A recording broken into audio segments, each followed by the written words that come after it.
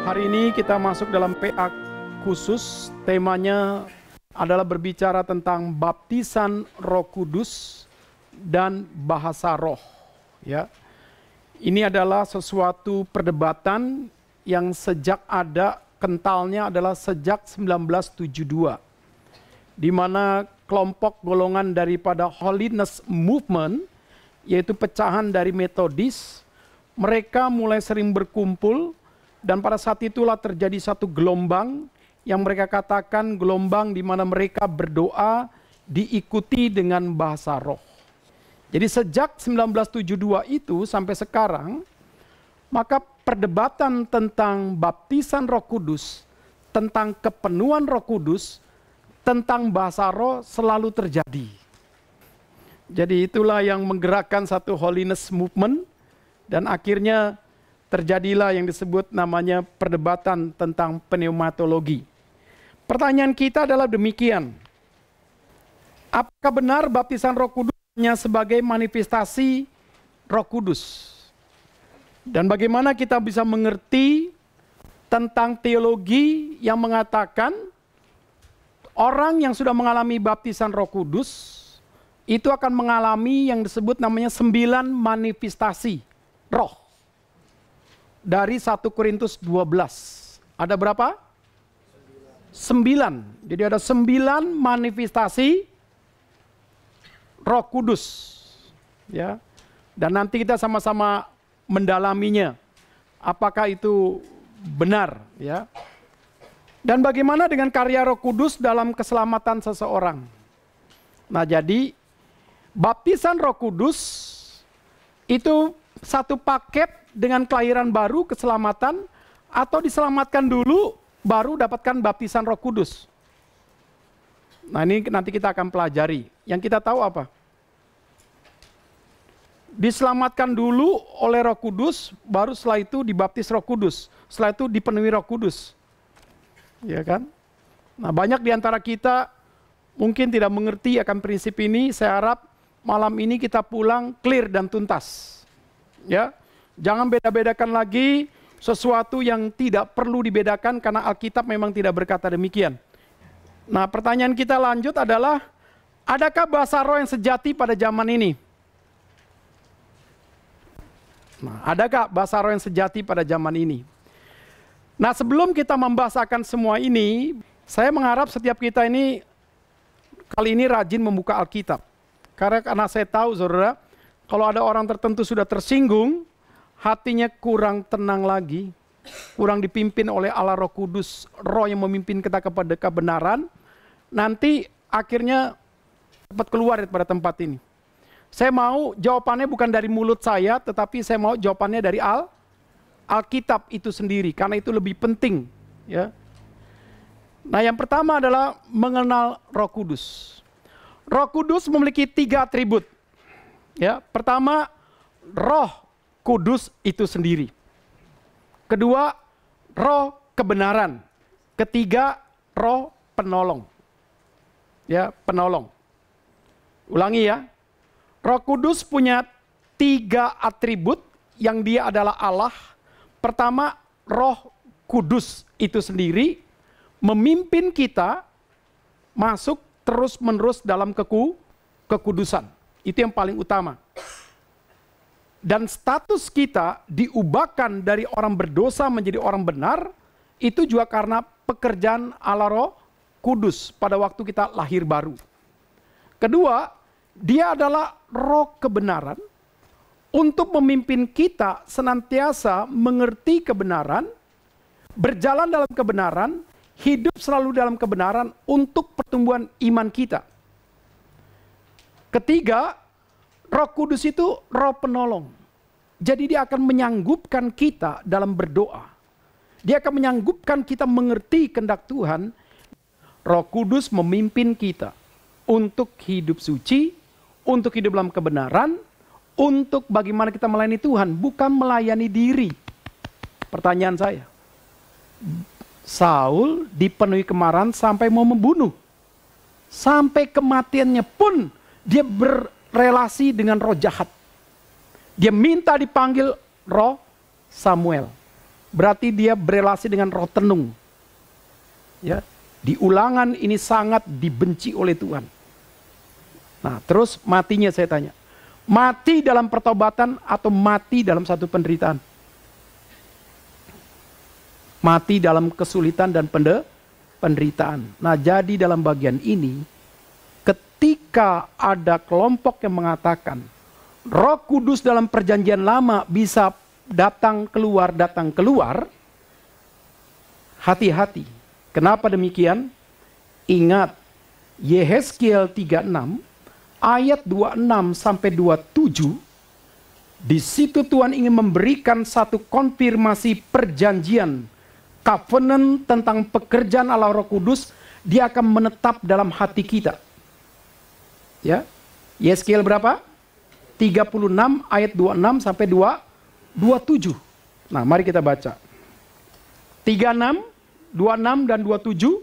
Saya minta yang pria baca 26, yang wanita baca ayat 27. Pria 1, 2, 3 iya. Kamu akan kuberikan hati yang baru dan roh yang baru dalam batinmu, dan aku akan menjauhkan dari tubuhmu hati yang keras, kuberikan kepadamu hati yang taat. Wanita,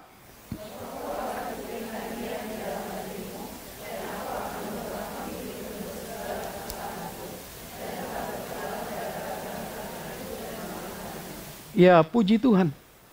Jadi ternyata Bapak Saudara, Alkitab dengan jelas mengatakan di dalam teologi covenant yang diberikan kepada Yehezkiel tentang satu nilai covenant baru itu, perjanjian baru itu berkaitan dengan teologi Roh Kudus diberikan di dalam hati yang bersifat permanen. Jadi bukan keluar masuk. Nah, pertanyaan saya, bagaimana dengan konfirmasi daripada Paulus dalam surat Ibrani? Masalah kita lihat sekarang, Ibrani 6. Nah, supaya kita jelas. Ibrani 6, ini sebetulnya satu runtutan dengan Ibrani 5 ayat 11 sampai ayat 14. Cuman saya akan membawa kita untuk mengerti apa yang dicatat Alkitab, saya bacakan. Sebab itu marilah kita tinggalkan asas-asas pertama dari ajaran tentang Kristus dan beralih kepada perkembangannya yang penuh. Janganlah kita meletakkan lagi dasar pertobatan dari perbuatan-perbuatan yang sia-sia dan dasar kepercayaan kepada Allah, yaitu ajaran tentang berbagai pembaptisan. Jangan berdebat lagi. Mana baptisan paling benar, di kolam renang, di laut, atau di gereja cukup pakai percik. Nggak usah gara-gara itu pindah-pindahan kos, gitu kan? Ya, jadi suami istri ribut juga gara-gara soal baptisan.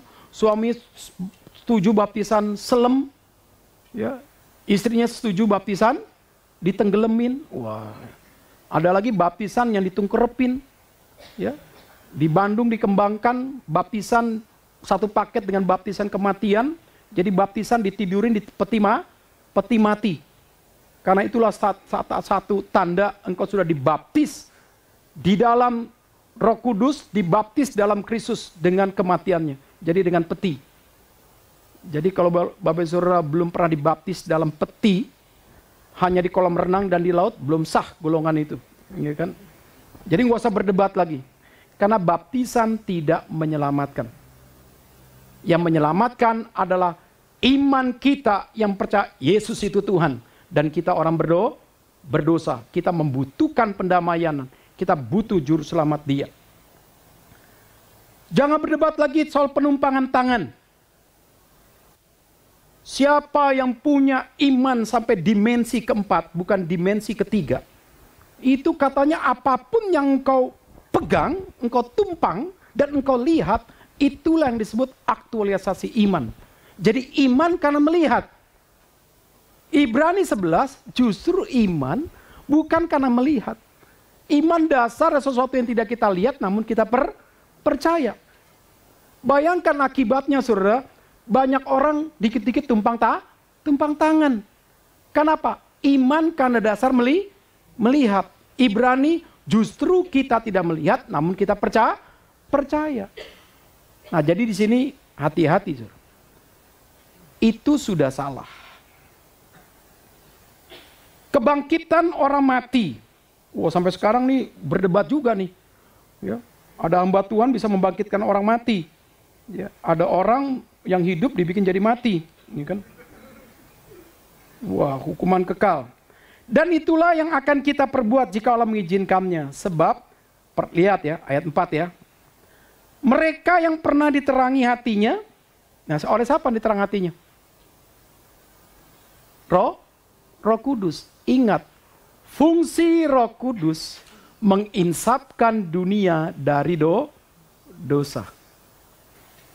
Jadi, Roh Kudus bisa menyentuh hati nurani orang untuk dia sadar kamu sudah berdosa.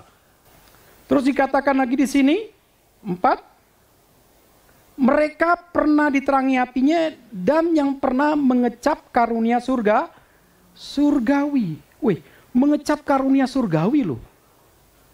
Apakah karunia surgawi ini yang disebut adalah 9 karunia manifestasi roh menurut golongan mereka dari 1 Korintus 12. Bernubuat, melayani, mengajar, menasehati, memberikan kemurahan hati, memimpin, membagi-bagikan sesuatu, atau berbahasa-bahasa yang lain. Nah, semua itu bisa nanti kita lihat. Terus, dan yang pernah mendapat bagian dalam Roh Kudus, berarti melayani dia.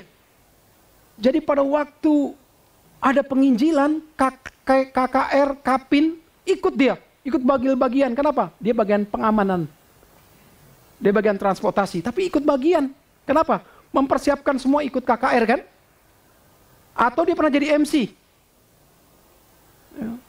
Saya pernah bertemu orang yang jadi MC bertobatnya setelah kira-kira 7-8 tahun setelah dia jadi MC KKR di Manado. Nah, ini orang Manado, Saudara. Jadi dia bilang waktu saya jadi MC itu Pak Tumpal, saya itu belum lahir baru. Saya itu cuma nekat aja. Memang saya punya modal suara dan keberanian. Jadi kalau dia lompat sana, lompat sini, wah dibilang itu orang diurapi Tuhan. Ya, jadi saudara hati-hati, itu roh yang palsu. Dan yang mengecap firman yang baik, wah, saat teduh dia. Ya, ikut kelas ini saudara. Dan karunia-karunia akan datang, hebat kan? Namun murtad. Nah, istilah murtad lagi, kata lagi, di dalam bahasa Yunani itu nggak ada. Nggak ada dibilang namanya again. Gitu loh, nggak ada. Jadi memang murtad. Kenapa saudara? Ayat 9 lihat. Tetapi hai saudara-saudaraku yang kekasih, sekalipun kami berkata demikian tentang kamu, kami yakin bahwa kamu memiliki sesuatu yang lebih baik yang mengandung keselamatan. Kata mengandung keselamatan tolong garis bawahi. Itu artinya saudara, kekristenan kita memang punya dasar iman yang menyelamatkan. Saya ulangi lagi ya. Kekristenan kita memang punya dasar iman yang menyelamatkan. Memangnya Pak Tumpal, ada kekristenan punya dasar yang berbeda. Iya, dasar apa? Pertama, feeling faith. Emosi yang sifatnya perasaan beriman. Perasaan beriman. Karena dia tadi karunia-karunia, mengecap firman, mengambil bagian dalam pekerjaan Roh Kudus. Jadi dia punya perasaan beriman. Ini disebutnya feeling faith. Atau orang-orang yang lahir dari keluarga Kristen seperti saya. Disebutnya apa? Itu namanya rational faith atau mind faith. Karena dia merasa papa mama jadi Kristen. Dan dia ada dalam budaya lingkungan yang Kristen. Dan aku cocok jadi orang Kristen. Kalau hari Minggu keluarlah pakaianku yang bagus. Dan aku suka nyanyi, jadi cocok. Aku nggak cocok kalau pakai sarung, pakai yang lain-lain gitu kan.